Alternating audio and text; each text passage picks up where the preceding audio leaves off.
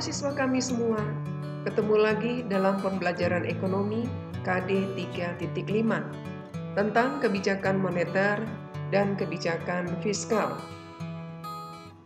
Materi kita hari ini berkaitan dengan materi yang lalu, KD 3.4, tentang indeks harga dan inflasi. Indeks harga merupakan salah satu untuk mengetahui tingkat inflasi. Dan untuk mengatasi inflasi dapat dilakukan dengan kebijakan moneter dan kebijakan fiskal. Kita mempunyai banyak kebutuhan, mulai dari kebutuhan makan, rumah, pakaian, bahkan juga rekreasi. Untuk itu semua, kita memerlukan uang. Dan kita berharap uang yang kita gunakan nilainya selalu stabil. Tapi dalam kenyataan, bahwa nilai uang itu tidak selalu stabil. Contoh, dengan belanja kebutuhan bulanan, kita mengeluarkan uang Rp250.000.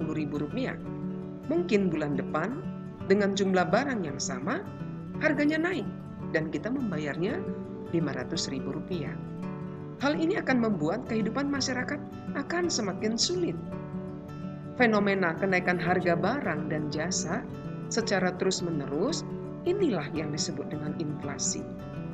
Inflasi dalam tingkat wajar, misalnya di bawah 10%, itu menunjukkan adanya pertumbuhan ekonomi.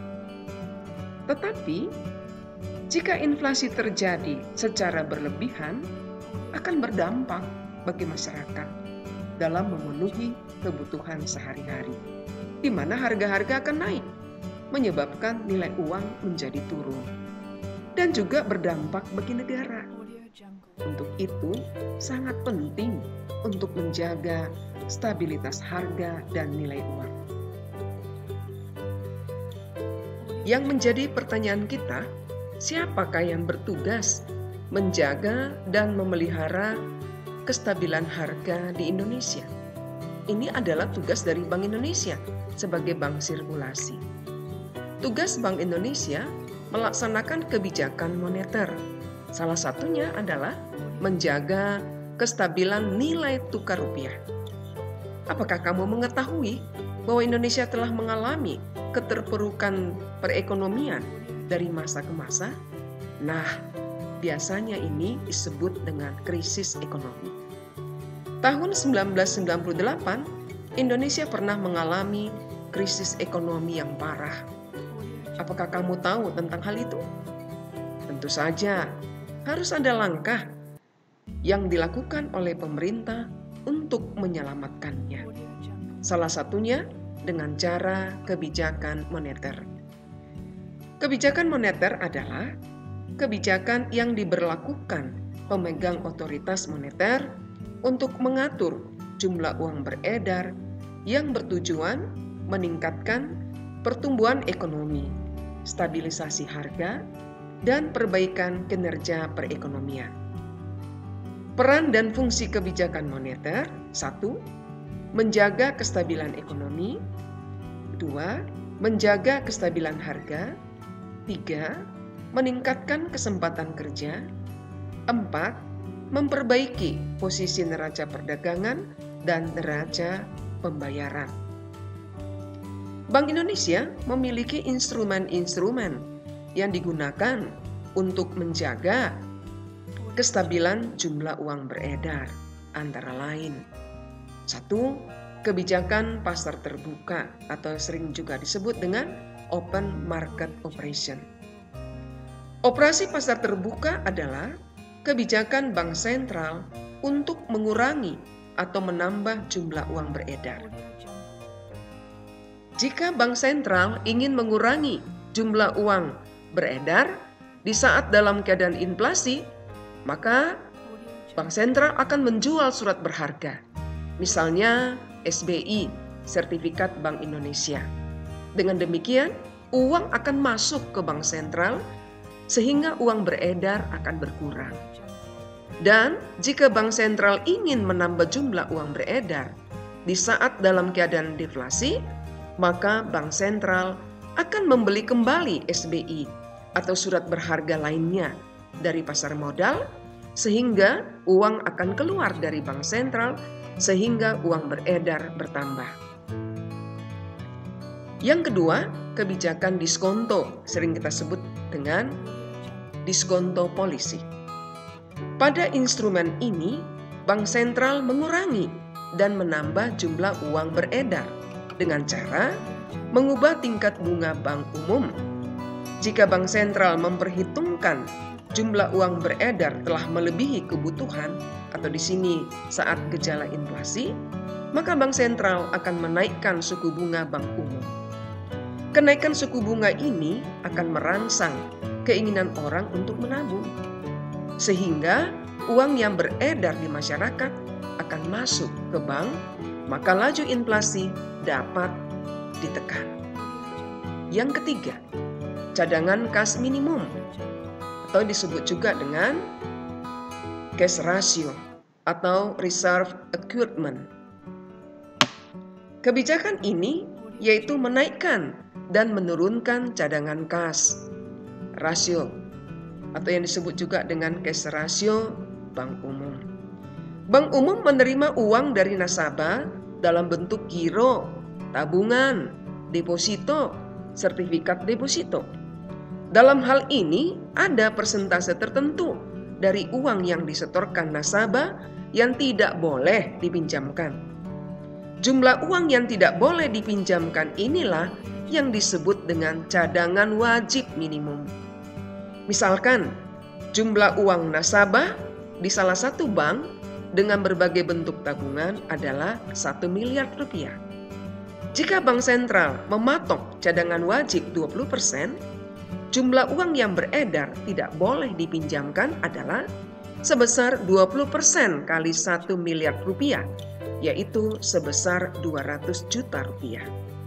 Dan yang boleh dipinjamkan yaitu 800 juta rupiah.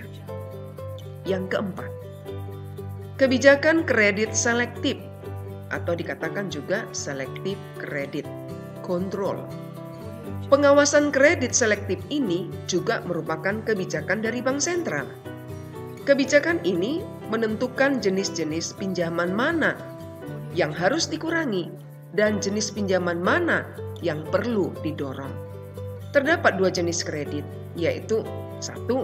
Tight money policy atau kebijakan uang ketat adalah kebijakan Bank Sentral untuk mengurangi jumlah uang beredar untuk mengatasi inflasi dengan cara membuat syarat pemberian yang ketat sehingga akan mengurangi jumlah masyarakat untuk memperoleh kredit. Yang kedua, easy money policy atau kebijakan uang longgar adalah kebijakan yang diambil Bank Sentral untuk menambah jumlah uang beredar untuk mengatasi deflasi. Dalam hal ini, syarat pemberian kredit yang longgar akan menambah jumlah masyarakat bisa memperoleh kredit dengan syarat-syarat yang dipermudah. Dengan demikian, jumlah uang yang beredar dapat ditingkatkan. Yang kelima, kebijakan dorongan moral. Bank Sentral dapat mempengaruhi jumlah uang beredar dengan berbagai pengumuman, pidato, dan edaran yang ditujukan kepada bank umum dan pelaku moneter lainnya. Isi pidatonya dapat berupa ajakan atau larangan untuk menahan pinjaman tabungan ataupun melepaskan pinjaman. Kebijakan apa kiranya yang dapat diambil pemerintah pada saat penerimaan atau pendapatan menurun? Salah satunya adalah kebijakan fiskal atau kebijakan anggaran yang merupakan perangkat kebijakan pemerintah untuk meningkatkan kesejahteraan masyarakat. Tahukah kamu bahwa pemerintah membangun infrastruktur negara seperti jalan, halte, terminal, stasiun? Itu dibangun dengan pajak yang kita bayar. Pajak yang kita bayar masuk dalam pendapatan negara, yang nantinya pendapatan tersebut dikelola dan dikeluarkan kembali yang disebut dengan belanja negara. Hal ini dinamakan dengan kebijakan fiskal. Apa itu kebijakan fiskal? Kebijakan fiskal adalah kebijakan penyesuaian di bidang pengeluaran dan penerimaan pemerintah untuk memperbaiki keadaan ekonomi. Adapun peran dan fungsi kebijakan fiskal adalah 1. Fungsi alokasi, yaitu menentukan berapa banyak akan disisihkan dana dan akan dialokasikan untuk tujuan apa. Kedua, fungsi distribusi, untuk menentukan lebih spesifik bagaimana dana tersebut akan didistribusikan ke seluruh segmen ekonomi.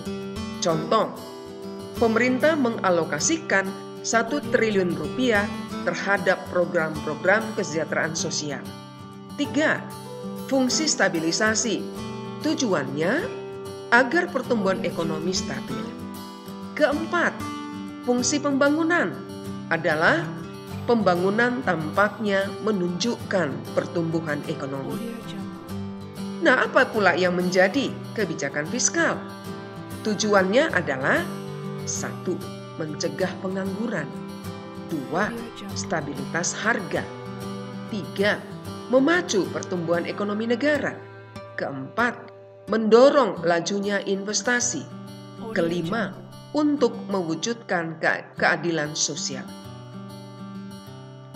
Kebijakan fiskal memiliki 2 instrumen yang utama, yaitu pengeluaran pemerintah dan pajak. Untuk itu, pemerintah dapat mengatur dan mengelola perekonomian negara. Contohnya, untuk mengatasi pengangguran, pemerintah dapat menambah pengeluarannya. Atau juga dapat dilakukan dengan cara mengubah tarif pajak. Jika pajak diturunkan, jumlah output barang dan jasa akan semakin meningkat, sehingga meningkatkan daya beli masyarakat. Namun sebaliknya, jika pajak dinaikkan, akan menurunkan output barang dan jasa, serta menurunkan daya beli masyarakat. Kamu tahu bahwa kebijakan fiskal digolongkan dalam 2 jenis, yaitu 1. Kebijakan fiskal ekspansif.